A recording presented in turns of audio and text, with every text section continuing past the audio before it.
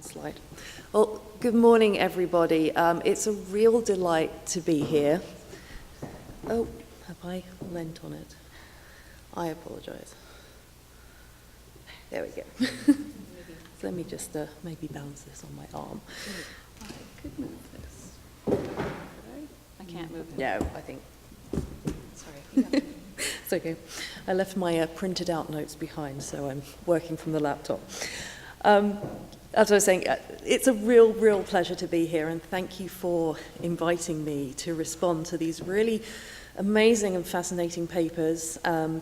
Thank you for welcoming a Mahoney scholar in your midst. While I don't work on chant myself, it's of course a very important thing for me that resources like Cantus exist, because of course looking at the motets of Mahoney and other Ars Nova composers, chant is of course very important because of its the motet having its basis in plain chant. So today, as well as being about medieval music, is very much about digital humanities and our digital approaches to that music.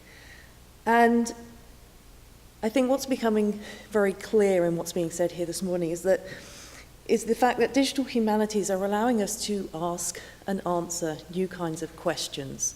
And that's what's really important for me about the field of digital humanities. It's not that we are finding things that are going to overtake the importance of the individual scholar in close reading, but that we are finding ways to bring ourselves back to new kinds of close readings. We can generate large-scale analyses of data and collections of data, but then that ultimately brings us back to our intimate relationship with these manuscripts and the wonderful things that we find in them.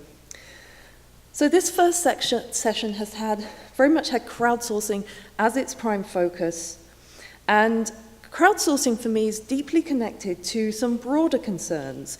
So there's the idea of digital edition making, the sustainability of digital projects, and also how we manage large and complex amounts of data. Now, Debra touched on the notion of how academic crowdsourcing can be, considered, noting that this has become something that's increasingly important to think about in the digital humanities. However, since crowdsourced data offer us an alternative view of, online editions and online data and databases, it is necessary for us to keep a close eye on how these data are being produced. Now, Barbara highlights this in her paper, reminding us that we need careful but also really agile protocols. For Cantus, it appears, both looking at the website and from listening to your papers, that the expertise level of contributors is extremely high. And for something like medieval notation, this is a necessary fact. If we looked at an alternative project such as Galaxy Zoo, for example, the bar is much lower. We need to be able to identify an image on a screen, a picture of a galaxy that is being collected by the Sloan Digital Sky. And we're asked to identify what kind of shape that galaxy is from a preset list. Is it spiral? Is it round? Is it kind of cigar-shaped? These are things which many people can do quite easily. But for something like Cantus and chant, we require a certain level of expertise, and even then, strong guidance from the protocols is very necessary. The Cantus interface is as detailed as it is user-friendly, and in using it, I'm really glad to note that the contributors and their credentials are prominently displayed, something that Barbara was showing us earlier in that interface and the list of people who are contributing. And as we create more and more authoritative online databases of medieval works, we really have to be clear to our audiences about the kind of authority they represent and the fact that these are a form of edition. Now, Barbara made the point that Cantus isn't an edition, but it also has edition-like qualities. and it has expertise contributing to it. And it has, the potential to be cited like an edition. So people will be interacting with it in that kind of way. So it has some of those qualities. And I think that's something that's important to acknowledge and think about, therefore, how we are asking our audience to acknowledge and those around us. So as we create more and more authoritative online databases of medieval works, we have to be clear to our audiences about the kind of authority they represent and the fact that, these are a form of edition. This ties into the importance of acknowledgement at every stage of the process. Adequately noting the contribution of those who have digitally transcribed is a first important step, and Cantus does that really well by providing on each transcription those contributor details, including their credentials. Now,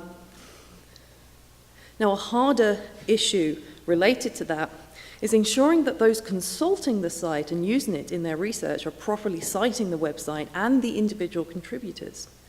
This is partly a matter of presentation. How do we indicate on these kinds of websites how we should be cited? But more broadly, how do we instill in academic culture the importance of getting both researchers and students alike to cite a digital database or edition with the same level of reverence that they would a print edition? And finally, how do we acknowledge and address the proper acknowledgement of our work within the academic community and have our hard work on transcribing material and creating documents, such as Barbara's protocols, recognized as a scholarly contribution for the purposes of things like job search and tenure? Even with guidelines on assessing digital work from the MLA, we still face resistance in departments to accepting digital humanities work for things like tenure review. And we need to think more broadly about how academic culture views and values our work. And in this regard, I'd really like to hear from all the panel members today some of their experiences with working with digital humanities and how they have managed to get that into their career portfolios and had that acknowledged by their departments. I think that's an interesting thing to think about from a broader point of view. And even more broadly, digital humanities has raised questions about how we recognize and acknowledge work and manage authority. So both at the 21st century end with the contribution of the modern transcriber, and at the medieval end with the scribes and composers. And Rebecca touches briefly on this. On the one hand, there has been a greater push to give credit to all parts of the production process in digital humanities, including programmers and project managers, alongside scholars and transcribers. But at the same time, crowdsourcing can introduce anonymity back into the process. Now, I don't perceive this to be such a huge problem for the Cantus project, but in digital humanities, we must always be keenly aware of where the labor is being contributed. And I'd love to hear more from you all in that regard about this, how you've managed the labor aspects of the Cantus database. Barbara, for example, in creating the protocols that direct people how to transcribe, you have a role here as a kind of overseeing or general editor. And for Barbara, the Cantus database, as I said, is not an edition per se, but we have to acknowledge those edition-like qualities. So if I quote a chant transcribed by someone using your protocols, how do I cite or acknowledge you in that process and all the work that you've put in there? And there's a lot to think about today about how we manage expectations, the possibilities of what we can potentially offer people versus the realities of what we end up offering on a platform. And this ties us in really nicely to Rebecca's comments on standardization and the need, in fact, for kind of, at times, limiting possibilities to save time and ease our interaction with digital sources. And I think this kind of, this fits into some other considerations of how other projects in medieval music and literature have dealt with this. So a project that I was involved with transcribed medieval lyric poetry, and we captured, using the text encoding initiative, we captured all of the variants. So it was possible to look at all of the different versions in all of the different manuscripts, all transcribed. But we still had to make a choice of which base manuscript we chose to present our audience, and that kind of became our edition in that sense.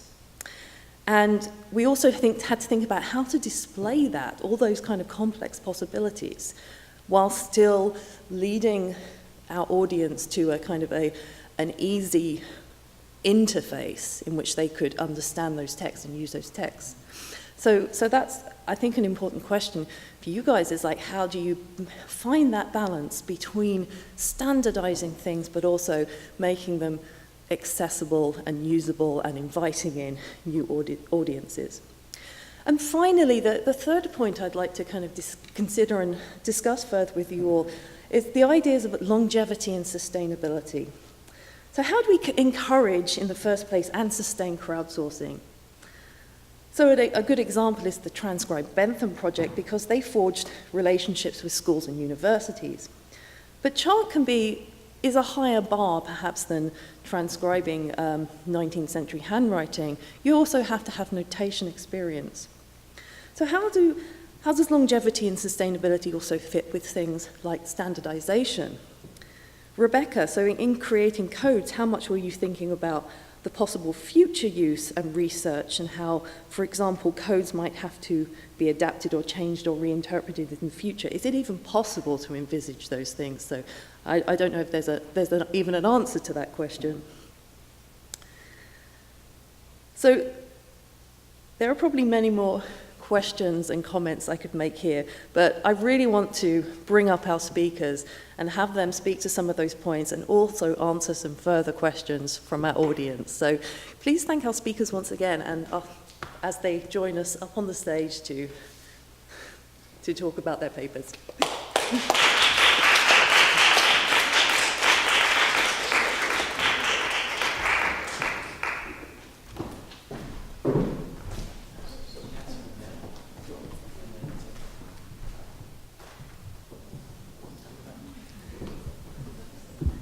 Testing? It works.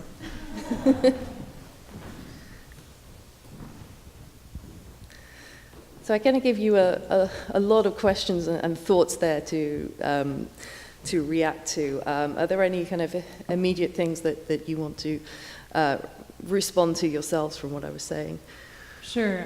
Just the last question that you sort of raised there about changing the codes in future. Mm-hmm.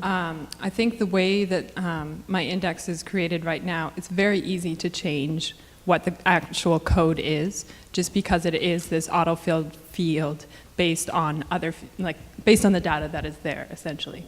So the actual code is easy to change, but once it is sort of, I don't want to say set in stone, because nothing's ever going to be set in stone, but once we've sort of decided on a code that really works, my envision for the future would be that it wouldn't be changed, but this database could be added to as more differentiae are discovered, and using the same sort of coding mechanism, so new codes would be created, but the actual coding system itself would stay the same unless some radical new discovery required it to be changed because it was no longer accurate.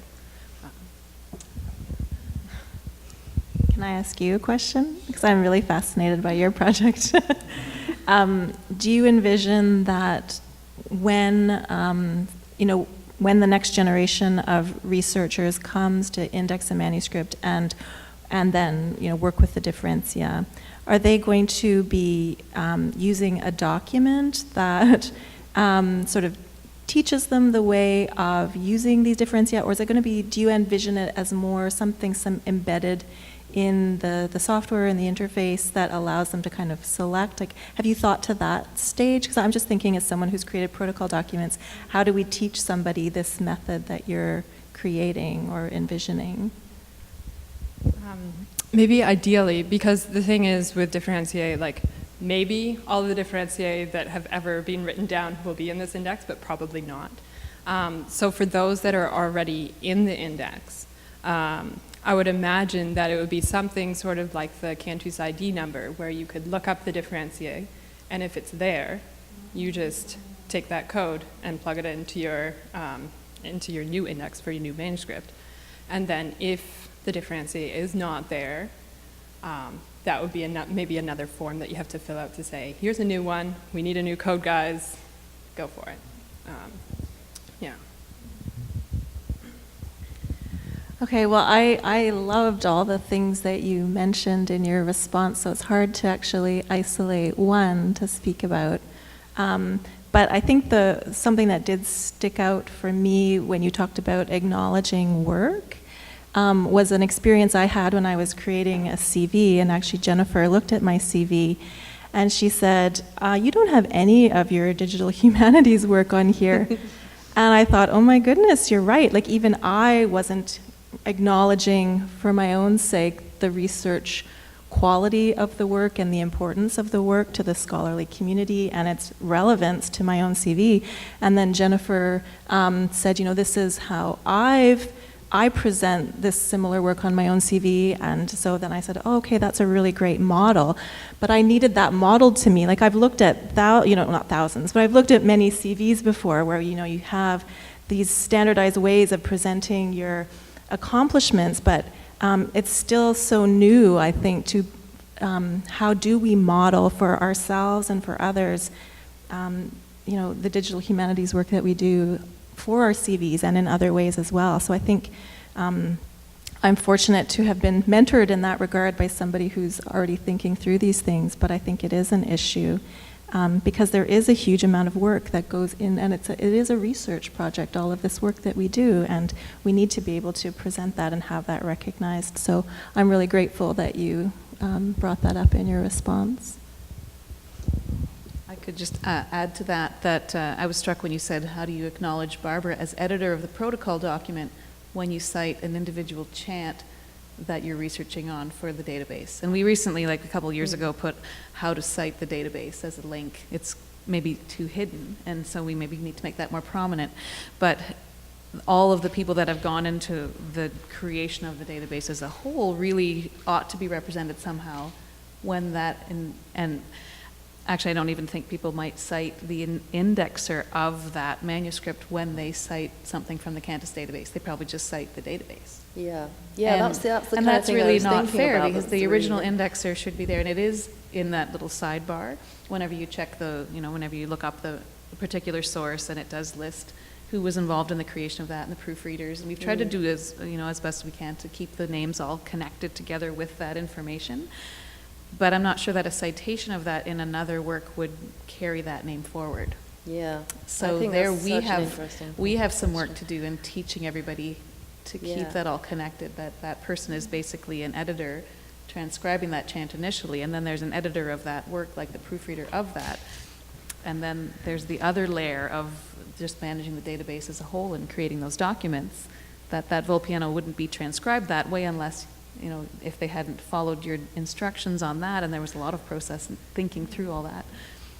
So acknowledgement and like trying to trace where all these people are involved that's tricky. I mean, and I noticed that the Cantus is a particularly good example. I mean, you point out there that you're not sure that people will necessarily cite those individual indexers or editors, but they might still cite the database. But the fact that you have that information about the indexers and editors there on the page right next to the metadata about the chant, that in itself is actually still fairly unusual in the digital humanities. For all that we talk about wanting to acknowledge all the parts of the production of the labor, we still haven't worked out those kinds of protocols, and there are still a lot of projects. So, for example, the medieval French lyric database that I was a part of, my name is in there. It's definitely on the website. But we've got a lot of individual lyrics transcribed by different people, myself, Ben Albritton at Stanford, Juliana Debacco. All these people have been involved in that, and yet if you click on an individual lyric, it doesn't tell you the people who were involved in the creation of that TEI for that particular lyric. So that's, it becomes then interesting that how that labor is then kind of made silent or invisible. Right, but it would be cumbersome on a website screen to see all of those names. You Yeah, can I mean, imagine that's the the other display side of issues it. with trying to work that out. But I'm thinking of the Yeah. difference between, there were Cantus volumes printed Mm. back in the 1990s, and so an index would be printed in paper form in a book. And I'm thinking those will have the indexers' names connected immediately with those records, because Yeah. it's in a book form. And anyone who cites that book will connect Barbara Haguglow with the Cambrai 38 manuscript index, for sure. But online, I doubt that people do that when they cite things from online. Yeah. So, yeah. It's an interesting conundrum, because we kind of feel that we've almost made a step forward in making production more visible in digital projects, but in fact, in some respects, we haven't, and it can actually become more invisible than it was Right. before. In some And respects. accessibility is hugely improved, but now it becomes more anonymous. Yes, but I do think Cantus is a particularly good example of acknowledging contributors. Well, thank you. So I Trying. think you need some props for that. As we were talking, I'm making notes about all the things we need to still do. So to maybe go on to some ideas of longevity and sustainability, and sort of thinking about, where forward from here, and how do you kind of keep that momentum going? Because as you get to a point where, more and more things are being transcribed, and you've got, your crowdsourcers have produced a large amount of data. What's the next step after that? With a now. And to any of you. A lot relies on funding. Yeah. Sustainability in just a concrete database form, it can stay at a university server as long as there's support there just to hold the IT support, but it won't grow in any content unless we have staff. Yeah. We need the students. We need to be able to hire the students, and so that relies on government funding. Yeah. And that's a 5-year plan, or it's a 3-year plan, or whatever it is. We have new ideas all the time. There's still thousands of sources out there that could be indexed. I remember when Ruth Steiner when she started this, her goal was to get to 100. But wouldn't 100 manuscripts be a really great database? And let's just stop after that. And we've made it past that now, but with, and not just office liturgy, but the liturgy of the Mass as well. That's been the new focus. And then there's the new idea of fragments. The eCodices website in Switzerland, they now have a fragmentarium website, which is almost like it's all of the fragments that they can muster. And they're posting that. And I think they're actually inviting people to submit like fragment images and host them there. And so there's a whole other avenue that could be explored using this model that we have of indexing particular chants on particular leaves. So there still is a lot of work that could be done if funding is there. Yes. Yeah, and I so think the that's interest has to be there from the government government support. Yeah, that's another very significant point in the digital humanities, is that kind of financial sustainability. Question Deb, here. talk about how Cantus can be used also pedagogically, like in grad seminars and Right. things, because there's two worlds of Cantus going on, right? Right. One of the best ways to learn about the medieval liturgy is to look at an actual manuscript source and go through page by page and figure out what those things are. And so in a seminar class for grad studies, you can learn a lot about a particular saint, or a lot about how the Mass works, or how an office is sung, by looking at those individual things. So that's crowdsourcing in a graduate seminar is a really great opportunity to teach students all of these things about not just this artifact, but about the content of the liturgy too. And so a university could, sorry? Exactly, right. Yeah, and we've had at least 3 of our sources have started in graduate seminars across North America, and I think one in the Czech Republic too. And so we've had these starts of manuscripts, and then we've either finished them, or maybe the grad seminar has finished them. And that particular university then has a part to play in the database, and so there is a bit of local pride if they've taken a local source from their library, and then it's hosted in the database done by their students. I mean, there's a great opportunity for maintaining interest in the source and in the database as a whole. With local pride is also local funding sometimes. Yeah. And when I think about money, it's that's a great opportunity for a particular source to become, world-renowned, and then if their library has images of it and they can link the individual chant records to the images, their library website will get all sorts of hits from our kind of worldwide audience of chant scholars. Yeah. Plus, I mean, thinking about the perspective of the education experience that we're giving to our graduate students in this sense, I mean, it's so much more rich than handing in an essay and then getting that essay back and having it put in a drawer and it's never seen again. In this situation, graduate students are putting something out into the world that is going to be used by scholars, and there's a level of responsibility there that doesn't come with the kind of the standard essay that you might turn in, because that is real scholarly work out on the web, and I think that's fantastic in kind of learning about how to be a real researcher. Sarah had a question. Yeah, I'd like to go back to this idea of fragments and including fragments.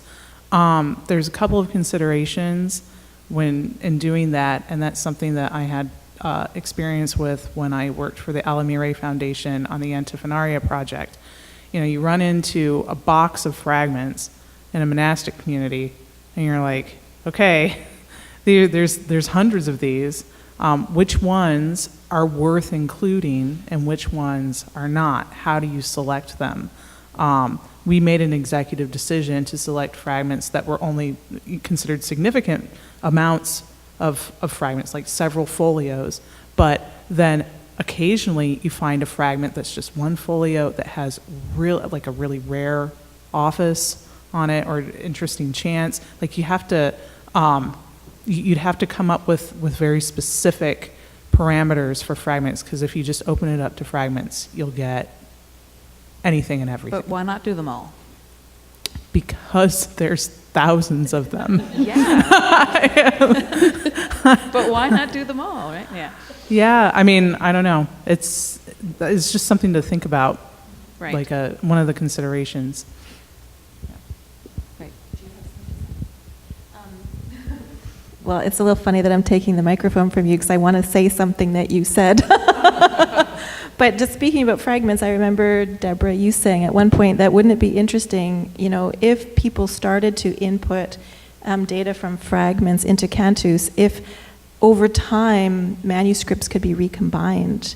A fragment that has ended up here and a fragment that's ended up here and a fragment that's ended up there, all from the same manuscript, somehow all end up on Cantus, and we start to rebuild the manuscript in a digital platform. And I thought that was such an incredible possibility. I mean, it's hard to say whether or not it would happen or not. There'd be a lot of synchronicity that would have to happen, but that possibility, I think, is something, when you spoke about the new research that is suddenly possible with digital humanities.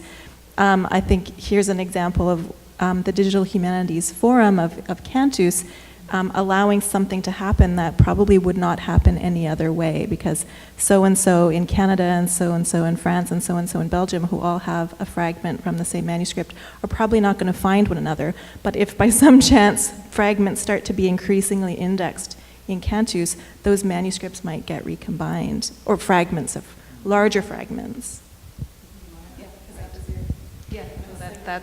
I think that there's huge potential in that, and the infrastructure is already in place. And we don't have to sort of spread the word as far, because we have already interest and we already have the system in place where anyone can get an account, they write to us, and we can send them the instructions and they can upload.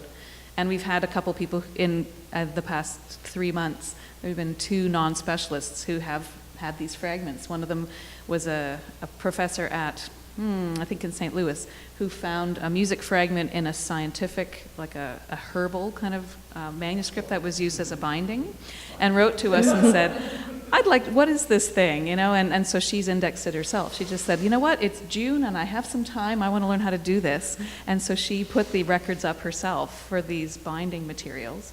And then there was another one who was looking at the library wall, and there was a fragment hanging there, and that looks lovely, but what is that, and wrote to us, and so we've indexed that as well. So that it's a start, Could you speak about, back to pedagogy, there have been some classes that have attempted this. Jennifer's yours. Could you speak about, if someone wanted to teach probably graduate level, but maybe even undergraduate, just to have a taste. Where does one start with the database? So I'm actually doing this semester, and Rebecca is a member of the class in which this is happening, actually. So it's undergraduate and graduate students together in the class, and there were 3 graduate students in the class who already had a background in chant. So for the Chicago Antiphonor, Chicago Art Institute Antiphonor, I had those 3 chant students. I gave them sections of the manuscript that they had to index on their own. And then the other students I paired up so that they would have somebody to sit with as they were doing it. I created an instruction sheet for how to go about doing the indexing, but then also gave them the guidelines, the protocol documents on the Cantus database, and we talked about it in class. We spent maybe one class talking it through, and I showed them things. And then I had a visiting student from Germany who works with Inga Behrendt. She was in Halifax for 2.5 weeks, and so she has just finished indexing a gradual, and so I had her mentor the students who had no experience with the chant manuscript. So she set up appointments with these pairs of students and helped them through the process. So that worked very well. They've completed their sections now. The hardest thing actually is trying to figure out how to mark them. And so I've developed just a small rubric, but part of the point of the project is not so much that they're going to get everything right. You're not expecting, 100% accuracy, but what you are expecting is some demonstrated learning. So, and I left some of the fields out. I said, don't worry about the differentiate field.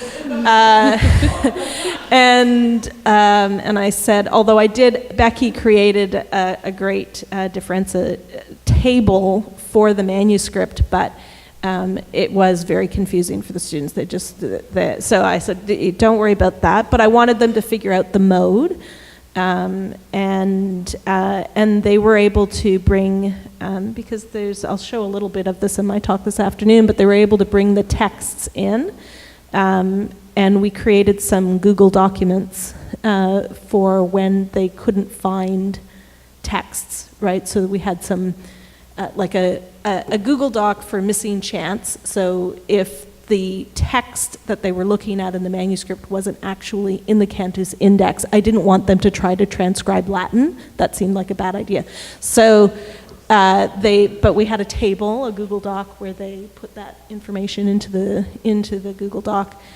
And then also there was just another Google Doc of sort of, confusing things. So anything that they were problems, something they encountered, then they put that in there. And then in the Cantus database itself, there is an indexing notes field, so they could also write something in there if there was something confusing. They're like, I don't know if this is, this text or that text, or sometimes they got a little confused because, the same text would show up as either a responsory or an antiphon, and then, so there are ways of telling in the manuscript, but as they went through the offices, they got better at it. So each of them did about one complete feast. Jennifer, I'll just add to that, indexing notes, but there is an indexing notes field for every record in the whole database, and that's not published online. It's something that we can access as admin, as staff. And so there are all sorts of ones in there that say, I have no idea what this is, or something like that. And as we come along and proofread, we can either leave it as ambiguous or unknown, or we can clarify, or we can say, this is a something, it's not clear because, and then we can add in a reference, like a bibliographic reference, as how have we figured out this is the order of the Psalms? Yes, they're written upside down. We know this because the order of the Psalms on a Sunday is 109, 110, 111. And we can add little bits to that. So hopefully those problems that have been encountered the first time are solved in a way that stays with that record, and they don't have to be refigured out in the next generation of scholars. So I have a question. when you're working with students, and this is sort of a broader question, it's something that I come across with my students, sometimes I get the impression that being confronted with this material is so foreign to them sometimes. For instance, I just showed my students a manuscript in our rare book room, and one of them, who was a doctoral student, said, it was an antiphonor, and said, is this music notation? And I was like, yes, it is. But, you know, it's a perfectly normal question, I think, for some of them, if they've never seen this stuff before. So how do you bridge that gap between this being foreign material to them and them actually being able to engage with it? I mean, do you get the sense that they develop an interest in it, or what is their response to working with this material? Well, some of the research assistants I've had, the research assistants that I started with, were not medievalists. They weren't interested in medieval music. One was a pop scholar, one was working on the operas of Tandun. So this wasn't something that they came into with any knowledge, but they learned very quickly. And I don't think I've converted any of them, but but they do have an interest, and they have a knowledge and a background. And so one of the students is now, Claire Neal, is at Western doing a PhD, and she's taken medieval music courses there, which maybe she wouldn't have if she hadn't worked for me as an RA. So I think there is an interest, and I think actually working with the manuscript, you know, you can show them things in class and talk about things, but if they have to go through page by page of a manuscript and try to figure out how it's organized, they do then internalize, you know, things about the organization of the day and the order of the hours and those sorts of things. So I think it's an incredibly useful thing to do, for sure. Sure. I'll add to that too, that I found that students who are music students don't have an advantage. Yeah. That I tell my classes that are a mix of, like, I get engineering students in my medieval Renaissance seminar and math students, and everybody comes in, and I say, you don't have to know music notation. This is all brand new for everybody. Mm-hmm. It's you know, straightforward once I show you how it works. But, you know, knowing music isn't going to help you necessarily, except you know about the up and down, and that the lines and spaces mean something, but I can just tell you that too. So it seems kind of like a fresh start for everyone. It seems to me, Sarah, that maybe the hook is the same hook one would use for the repertoire in general, which is, you know, how do you display your enthusiasm for the repertoire? It's a large repertoire that is the basis for so much more, you know, and that there now this digital element that we can include seems to be the way I would think about it or explain it. Let me preview tonight. I think you'll all find it interesting how the women have absorbed this manuscript and can sing from the notation. They had no exposure to it. You know, they've learned this within just the past 6 months, and even then they put it down for 5 of those months. It was just really for them a matter with the text. And if you show them the text in advance, then this becomes very, you know, and then they don't want to see the modern editions anymore, which is a really big stride for them. I hope you get to talk to some of them afterwards about how they, you know, they never took a medieval music course in their entire life. They've sung a little bit of this, and they're just becoming comfortable with the scribe and things like that we forget about, you know. So they've just worked with one manuscript in their entire life too. So anyway. I just wanted to add that something similar, which is that I think what makes something like Cantus and the act of transcribing or singing from a manuscript so wonderful is that it requires engagement, and that you know, when you're teaching something in the abstract, it's much harder to absorb, but when the student actually, you know, is put into a scenario where they have to engage with the manuscript, I've noticed, I mean, myself working with students, that a lot of them actually delight at the puzzle that is then presented to them, because they have to puzzle through something and they feel a real sense of accomplishment when they do. Not all of them, some get overwhelmed and and want to put it aside, but there's a good number of students that really thrill to the challenge and then somehow become converts. And Jennifer already mentioned Claire, but Claire Neal, in transcribing, suddenly is like, I want to find better ways of transcribing. And so she took that puzzle to a whole nother level. And so I think, I think what's so wonderful about Cantus and the act of creating an inventory is that it actually does require you to engage with the manuscript page. Maybe not the physical manuscript page if you don't actually have a manuscript there, but at least the image of the manuscript page. And so often in a medieval Renaissance class, you're not required to do that. And so that element of puzzle and delight doesn't always enter in, but with this kind of project it does, I think. Well, we're now at 10:30. We are at our break time. Tamsyn, thank you for beginning and leading this discussion. We will have a coffee break outside of Hatch Recital Hall. We'll resume here at 11 a.m. with 3 more papers and then a more open discussion till 12:30, after which you're invited to a lunch reception. Thank you.